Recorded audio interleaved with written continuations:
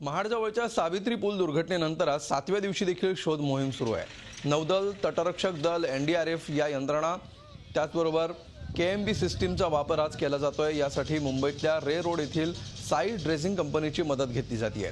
या तंत्रज्ञानामध्ये पाण्याखाली गेलेला गोताखोर बोटीवरील जवानांशी थेट संवाद साधू शकतो।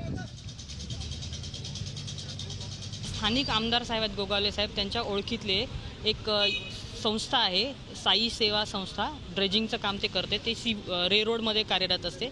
त्यांचे 8 डायव्हर्स आणि केएमबी कम्युनिकेशन नावाचं एक डिव्हाइस आहे, ते घेऊन आले। त्या डिव्हाइसमधून त्या माध्यमातून डाईव्ह करणारा माणूस ऑक्सिजन सूटसोबत खाली गेलेला असतो, तो डायरेक्ट वर असलेल्या माणसासोबत संभाषण करू शकतो, वरचा माणूस खालच्यासोबत बोलू शकतो।